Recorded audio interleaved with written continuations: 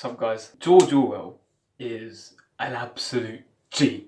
So his writings have been so influential, especially 1984 and Animal Farm, this dystopian future which we seem to be living in today, and it unravels itself to be kind of true in how we live today.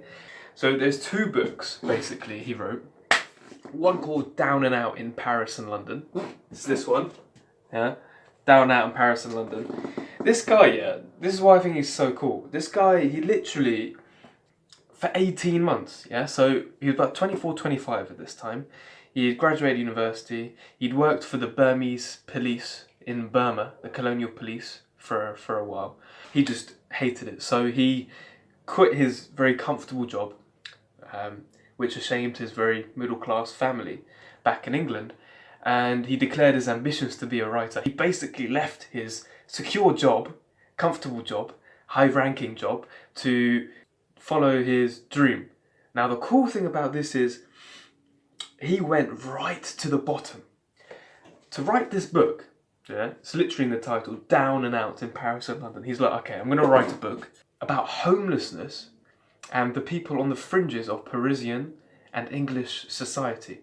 So this guy, yeah, he went from being some colonial police officer in Burma, middle class family, could easily go back home, whatever. This guy decides to go to Paris for 18 months, yeah, 1 year and a half, to be a kitchen dishwasher.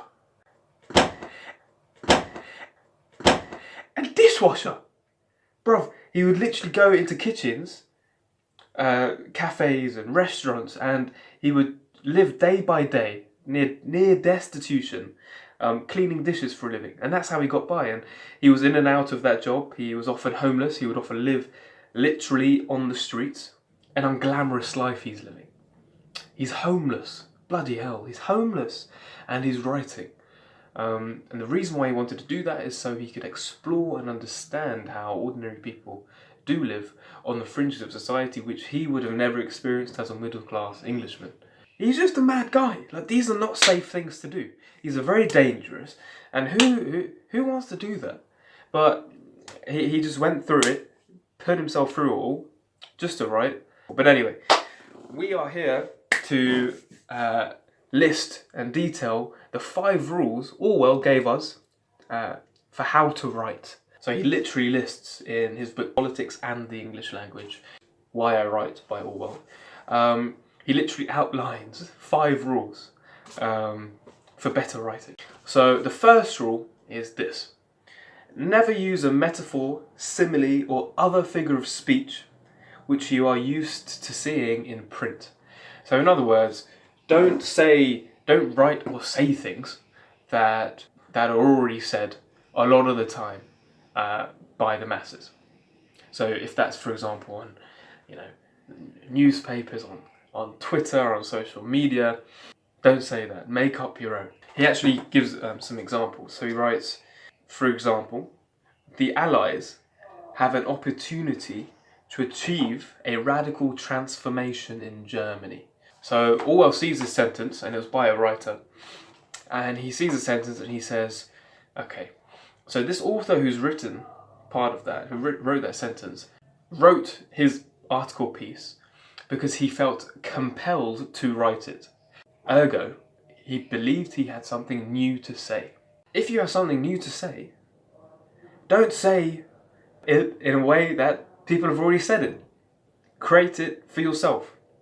So instead of saying, for example, a radical transformation, which at the time, you know, there's lots of propaganda flying around, also lots of journalists using the same kind of language, say something more descriptive, more fresh, more unique, which doesn't numb you to the meaning of what he's trying to say. Radical transformation. Well, if you think about it, that's actually that's pretty crazy, like a radical transformation. But because it's so common, even today in mass media, this idea of a radical transformation of the capitalist patriarchy, for example, the meanings kind of become a bit veiled. He goes, don't follow the familiar dreary pattern of writing. The invasion of one's mind by ready-made phrases can only be presented if one is constantly on guard against them. And every such phrase anesthetizes a portion of one's brain. Alright, so all I'll say, you're going to become stupid and more dumb, aren't thoughtful and creative with your writing. Don't say what other people say. Think for yourself, is what he's saying. So, rule number 1. Never use a metaphor, simile, or other figure of speech which you are used to seeing in print. Rule number 2. Never use a long word where a short one will do. Alright, and I'm going to combine rule number 3 here as well, because it fits in with the example I'm going to give, which is, if it is possible to cut a word out, always cut it out. So, what does that mean? So I want to sum it up in a brilliant example Orwell gave. And it was this. He goes, instead of writing, in my opinion, it is a not unjustifiable assumption that Orwell goes, why don't you just say, I think? Don't say things unnecessarily. Be simple, clear, and precise. Rule number 4 of 5. Never use the passive voice when you can use the active voice. So all the passive voice is when the subject of a sentence is having something done to it by something or someone else. So for example, the dog is being washed by the girl. So the dog is the subject and it's being washed by someone else. That's the passive voice. Okay, and so Orwell says don't use that. He says use the active voice. What's the active voice? The active voice is when the subject of the sentence is performing the act. So in this case, let's say the dog is washing the girl. Let's not say that. So let's just flip it around. So let's say the girl is the subject of our sentence. The girl is washing the dog. The girl is now our subject, and she's performing the action.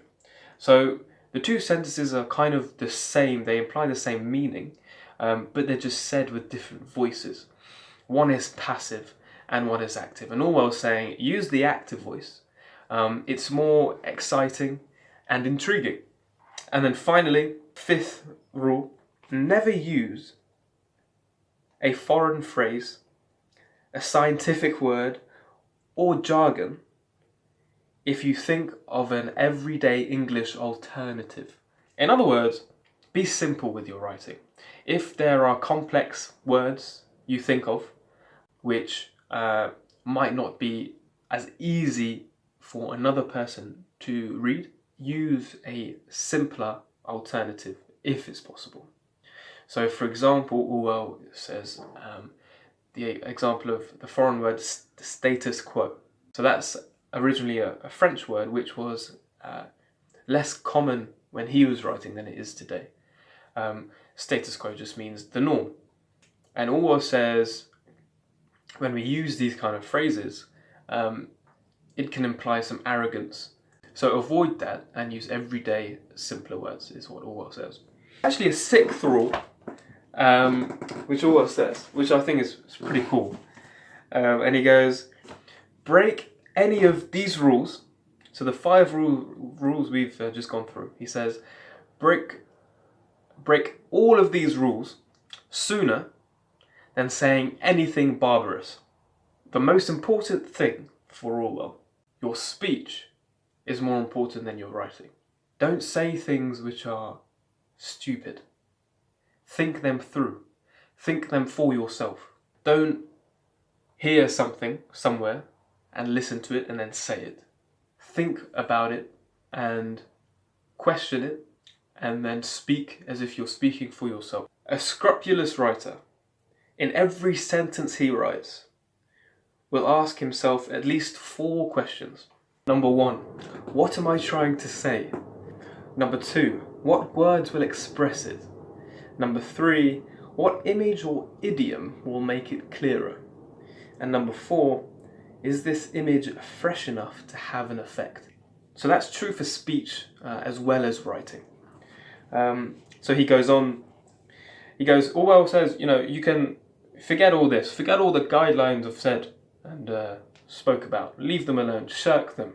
Throw open your mind and let the ready-made phrases come crowding in. They will create your sentences for you, even think your thoughts for you. They will perform the important service of partially concealing your meaning, even from yourself. He ends with this. If one can do these things and follow these guidelines, he will be able to think more clearly. And to think more clearly is the first step towards political regeneration. That's George Orwell, mad guy. If you liked it, let me know. If you want to leave a comment, if you've got any other recommendations of things like similar, let me know. Thanks for watching. I'll see you guys next time. Peace.